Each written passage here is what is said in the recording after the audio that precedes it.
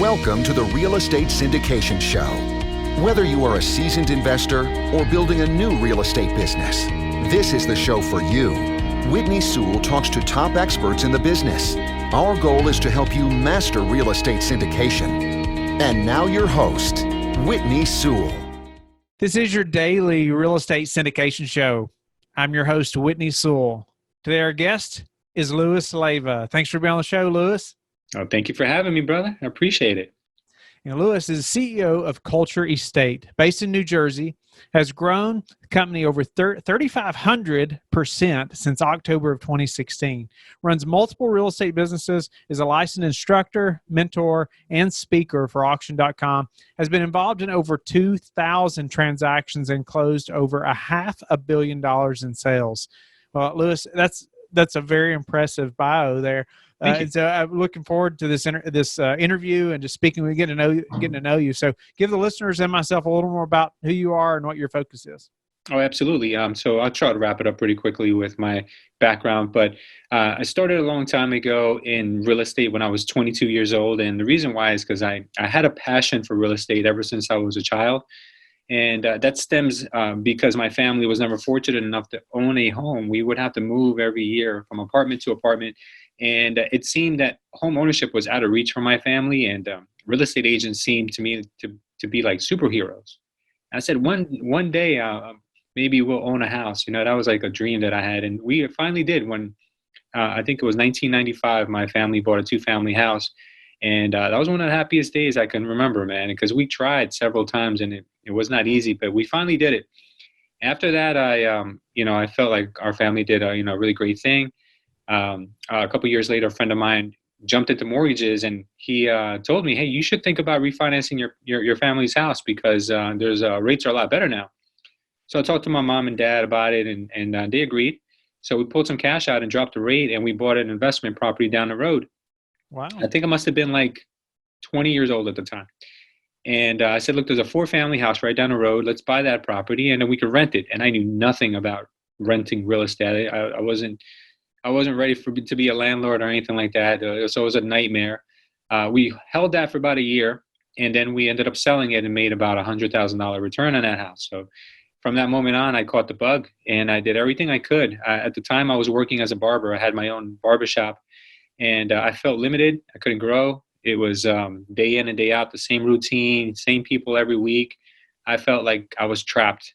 So I had to make a decision. I sold the barbershop, took a humongous loss, went head on into real estate, and made $20,000 my first year as a real estate agent. So definitely wasn't a monumentous occasion making that much money, but it was something that I was doing because I was passionate about it. And when you're passionate about something, that's usually what's going to carry you through those times where there's no money.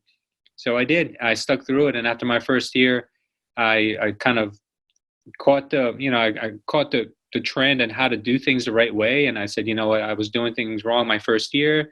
My second year ended up being the top sales agent for my office. So things just, fell into place from that time on. And it's been, well, I'd like to say it's been smooth sailing ever since, but it's been a journey since then. Great years, bad years. We all made it through the recession, but I came out of the other side of the recession much more educated. And now I have a real estate brokerage, which, like you said, we've grown tremendously, and we continue to grow till this day. Those numbers are a little outdated. We've grown even more since then. But my proudest achievement is just becoming a real estate investor, because there was a time in my life where owning one home was almost out of this world. And, today I own about 50 doors. I think it's like 22 properties or more. I lose track. But it's a feeling that sometimes I look back, I'm like, wow, I created this. And, that's just me in a nutshell. So I've gone a pretty long way since I started in real estate at 22. I love that story. I just love the family background too, and the passion that it gave you, and the dream that you had just for your family to own a house. And look at you now. Oh yeah, it's incredible. And so, Louis, this growth. I mean, that's a massive amount of growth. I'd love to know some of the techniques or some of the key things behind that type of growth in your business. Yeah. So the reason I think our brokerage has been so successful is because we've been genuinely passionate about helping our agents. When I first created my brokerage, I came out of a bad relationship with my previous partners, in previous real estate brokerages that I opened. So I knew what I didn't want. And the atmosphere that was created in those places is something that I felt was toxic and not a good place for agents to grow and be appreciated. So I named my company Culture Estate because I wanted the culture. I wanted the feeling when you walked in the door to be like family and to be accepted and to be not only accepted, but to be celebrated. You know, there's a gentleman once told me, never be somewhere where you're tolerated, be somewhere where you're celebrated. You know, so that was something that I really stuck with me. And ever since then, I just gave all that I had to my agents. I had to make a transition. Early on, I was a top producing agent. When I started my company, I was closing over 100 transactions a year alone. No team, just me. And I said, if I'm going to be a broker, I have to put on the broker hat. I can't wear a broker hat today and an agent hat tomorrow. So I stopped all my production. And I gave it all to my agents. And then I learned how to help them even more. I said, I'm going to be here as your partner. I'm here to help you grow. And I did. I helped them grow. And then they brought other agents because they were so happy. And then organically, we grew from 3 to 100 agents in about 2 years. And most recently, we've partnered with EXP. So that's given us the ability to grow even at a faster rate. So we've been really crushing it ever since. Wow. And hiring an employee is not an easy task. And going from 3 to 100, what did you say, in a year? That's about 2 years, yeah. Yeah, 2 years. That's a lot of work. That's for sure. So, you talk about the culture that you created, and I think in any kind of business, it's so important to think about that and to think about, I want my employees to be happy working for me. Yes. And often I feel like I'm asking them about their day and what's happening, and I just trying to confirm really that they're still happy working for me. But I wonder, could you elaborate a little on the culture aspect of it, or other things you do in the office to help, I don't know, build that culture so people to have that many employees coming to you, that doesn't always happen. No, not at all. And I didn't do it alone. I mean, I had great help along the way. One of my employees that I have until this day, she was 18 years old, and I was real iffy about hiring her because she was a baby. She was very young, and I'm like, the only reason I hired her was because she was the daughter of one of my clients. And I'm like, you know what? I feel bad telling them no because they've worked with me before, so let me give her a shot. Fast forward to today, she's probably one of my best employees. So loyal. I put her through a lot. She's a really, really trustworthy person. So, I basically molded her, into what I needed, which was great because she was young. She knew nothing. She's very impressionable. So she grew in. And then I also have my operations manager who's, now that we are what we are, she's more like a partner now. She came also very young. She was 22 years old when she started with me. I taught her everything about real estate, and she worked her way up, and she is my number 2. She can literally do anything I can do. So I'm very fortunate to have her. And I have a staff. If I go through down the line of everyone who's helped me grow this thing, we'd be here just on that. But just to kind of wrap things up with my staff, I think the most important thing when hiring someone and keeping them happy is, number one, making sure that they're right for that spot. Because I've had people who I've taken on who were the wrong people for that job, and they've taken it just because they wanted the paycheck, and it shows. So there's no amount of how would I say? You can't compliment someone enough for them to be happy in a job that they're not meant for. And I learned that the hard way. The other thing I learned along the way too is you got to be very careful when you hire family or friends, because that may not work out so well. And I learned that really, really fast. But as an entrepreneur, as a business owner, you're not given a script. There's not a blueprint that says follow this and then you'll be successful. Everyone has to make their own path. Everyone has to basically go through the mistakes that are going to make them a better business person at the end of the day. And each lesson that we go through, I call them lessons because mistakes, there's no such thing. If you stop at that time, then, maybe you can consider it a mistake. But if we take a mistake and we learn from it and we don't do it again, those are all lessons. And to this day, I'm continuously learning, refining, and you just can't let one opportunity, one scenario kind of just take you down. So going back to the staff stuff that you were asking about, how do you keep, how do you make the right hires and how do you keep them happy? Just basically treating them, because I'm a big fan of this, or I'm a big believer in this, is treating your people the way that you'd want to be treated. And also giving them every opportunity that you have and making sure that they eat along with you. A lot of times owners, they want to be the only ones that are making money, or the only ones that are, walking away with anything meaningful. And that's not the way it could be. If you want people to stick with you and grow with you and be loyal, you gotta treat them good. I like how you said making sure they eat along with you. Yeah. Yeah, that's awesome. Lewis, just from our conversation a little bit, I know that you have a skill in finding a good investment property or a good investment. So I'd love for you to elaborate a little bit on how you're helping investors find those good investment properties.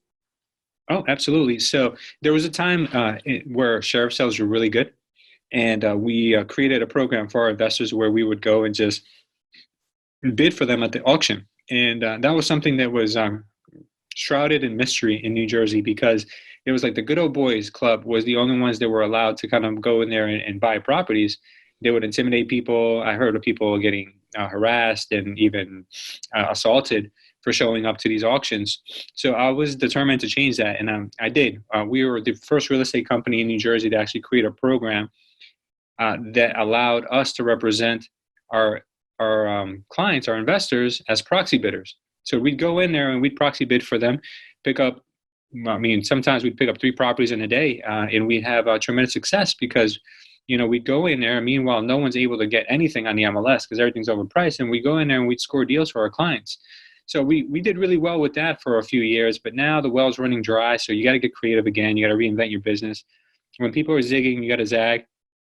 So what we've done is we've gone down back to the basics, and it's really more B2C. It's just we were just contacting as many homeowners as we possibly can, and we are just creating relationships with people who have high equity in their homes, or people who have looming foreclosures, or people who have tax liens on their properties. We just find different demographics of highly motivated people, and we just talk to them as much as possible. It's not easy. I mean, investors think, I'm going to get in here and put up some bandit signs. That might have worked at one point.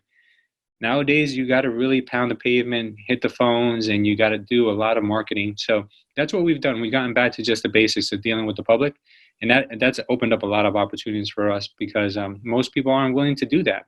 They want it to come a little easier. Mm. And just dealing with the public in any way is usually something most people avoid. Mm-hmm. Yeah, they don't like to be yelled at. It's not a good feeling. Going back to the basics, anything else about just the basics that have helped you all to be successful? Yeah, I mean, look, a lot of people, they think there's just a magic pill or a switch you can hit, or there's a magic brand that you can associate yourself with and you're going to be successful. Being successful in anything, whether it's real estate or investing, anything in life, it starts with a decision, and it starts with the amount of willingness you're going to put after something, and how badly you want it, and the rest you're gonna figure out. You could be with the best brokerage in the world or the worst brokerage in the world, but you could be an exceptional person, an exceptional salesperson in either place, because it all really comes down to you and what you do with your time. If you have a great mentor, yeah, that fast tracks your progress, but at the same time, I know a lot of people with all the benefits in the world, best mentors and all the tools and tech that they can possibly ever ask for, and they still do nothing with it. Mm-hmm. So, I mean, just to clarify, I think that if you really want to succeed in anything, just ask yourself, why am I doing this? Why am I pursuing this career? Am I truly passionate about it? If so, my actions have to follow that passion. You have to get up early. You have to stay late. You got to make sacrifices. You got to do what most people won't do. That's how you know that you're going to be successful, and it doesn't come overnight. One thing that I'll just point out really quickly is that everyone expects a doctor to go to school for 8 years, and then after he gets out of school, he still has to make his rounds and be an understudy to other doctors. But when you get into real estate or you get into investing and your first year is not fruitful, people are like, oh, you know what? This industry is not what it's cracked up to be. You know what? This is not a good industry for me. You're so quickly to give up on something that could eventually pay you more than a doctor. But 1 year is not enough time. You got to let things roll for a little bit longer. I love that analogy of just the doctor and the education that they have to get, and even after they're educated, they're still doing an intern. They're still working with people that are more qualified, more experienced. I love Absolutely. That. So Lewis, what's been the hardest part of this real estate journey for you?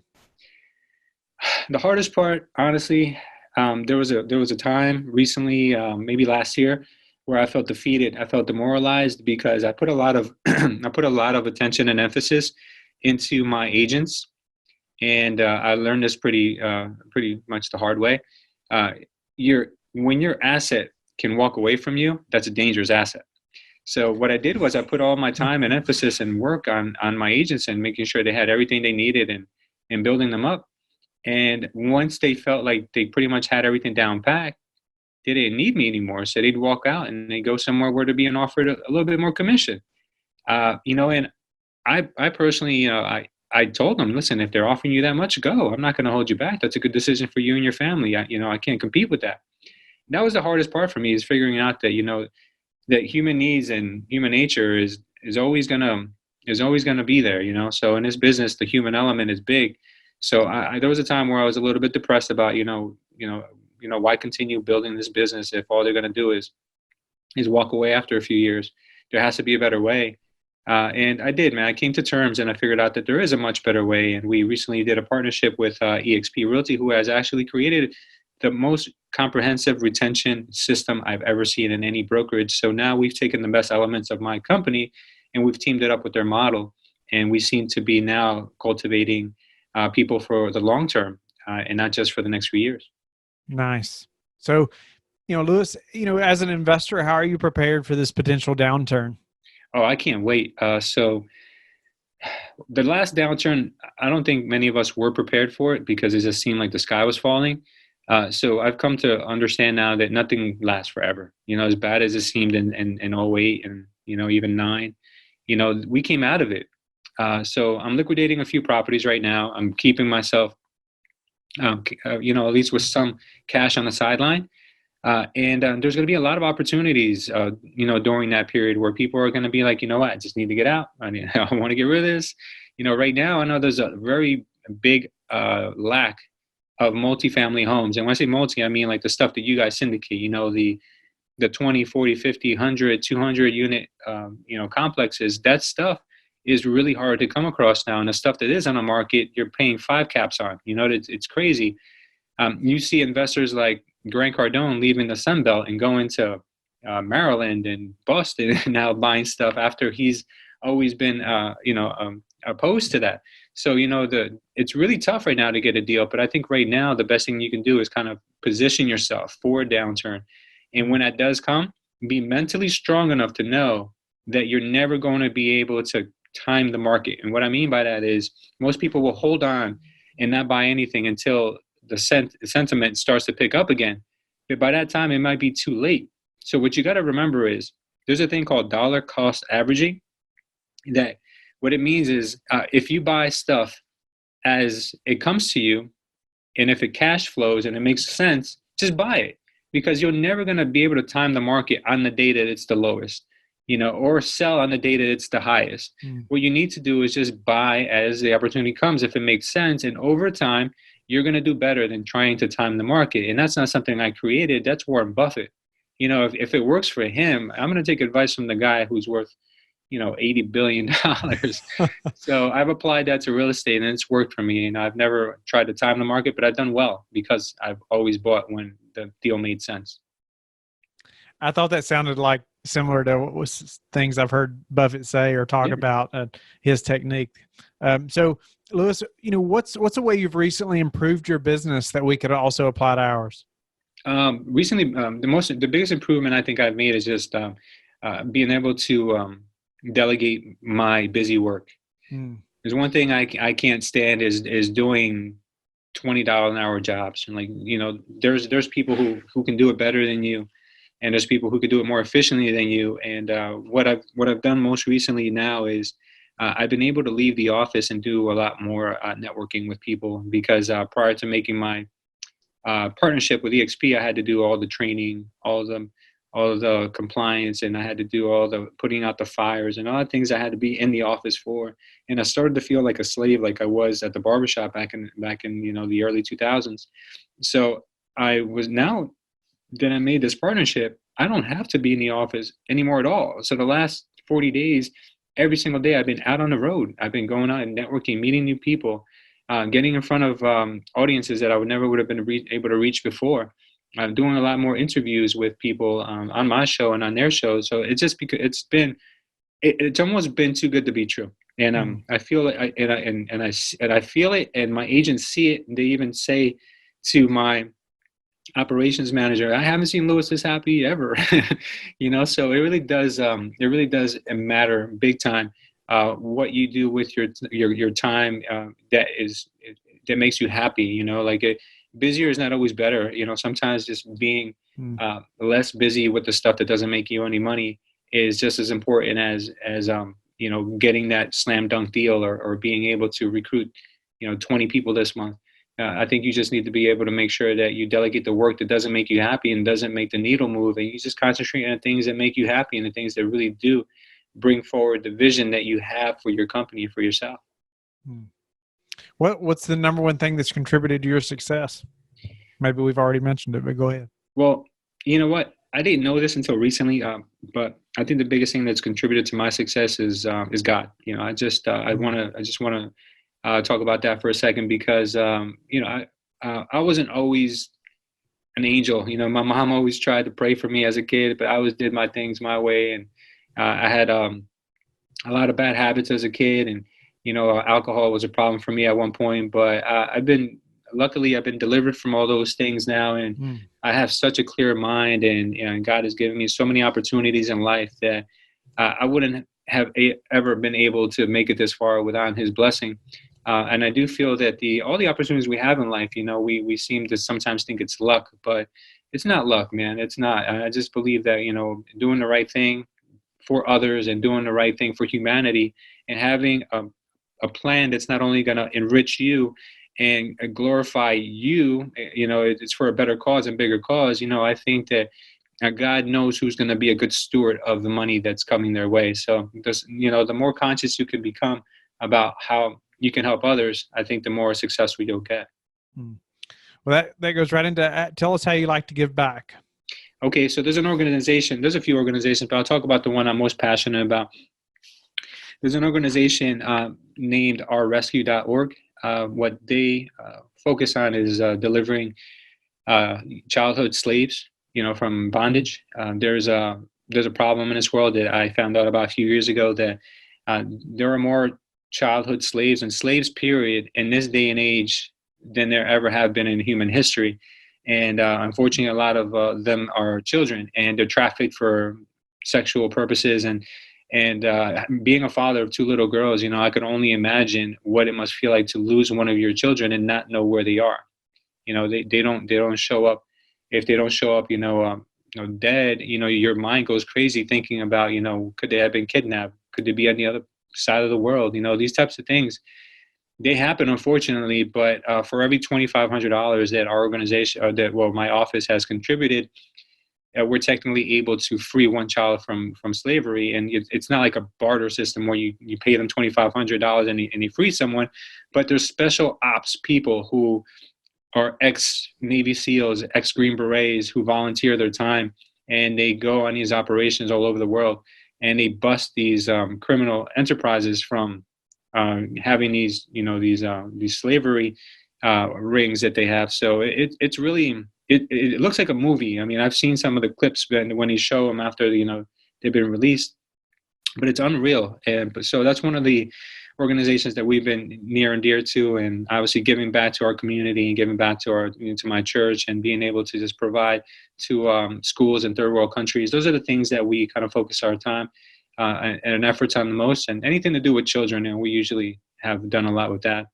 There's a basketball organization in nearby town that I contribute to every year that we've been able to, in the last 2 years, be their main contributor by holding a basketball tournament for all the real estate related professions. So for instance, any office can submit a team of 5, or maybe you're an investor and you have a couple of buddies that play basketball. So we organize these tournaments so we can raise money for this organization. And last year we were able to raise enough funds to cover all the shortfall they had for that season. So it was a really nice event, and it means a lot to them. What was the name of the first organization you were talking about? That's so interesting. Yeah, it's rrescue.org. Okay, Lewis, I appreciate you sharing that. That's incredible, and I look forward to looking into that myself. It's incredible what those guys will go and help those children, protect them, and save them. Sure. But thank you again for your time today, Lewis, and just explaining about the massive growth that you've had and how you've maintained employees, how you've kept them, and the culture, and going from 3 to 100 agents in just a couple of years. I love your quote too. Just make sure your employees get to eat along with you. I love that. But tell the listeners how they can get in touch with you and learn more about you. Oh, absolutely. So your listeners can actually learn more about us on YouTube. We have a channel on YouTube by the name of Culture Estate, just like the brand.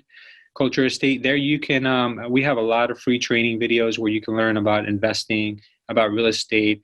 I also have a lot of great interviews for other people who are very successful in this industry. And we just love to give back. We just love to educate people as much as we possibly can. We're not trying to sell you anything. You couldn't buy anything from us besides a house if you want to buy a house in Jersey. But you can go there on Instagram or Facebook. We're always Culture Estate. So I'd love to have you guys follow us and give us any feedback that you may have on our content. Thank you for listening to the Real Estate Syndication Show, brought to you by LifeBridge Capital.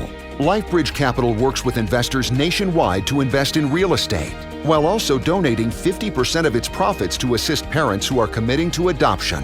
LifeBridge Capital, making a difference, one investor and one child at a time. Connect online at www.lifebridgecapital.com for free material and videos to further your success.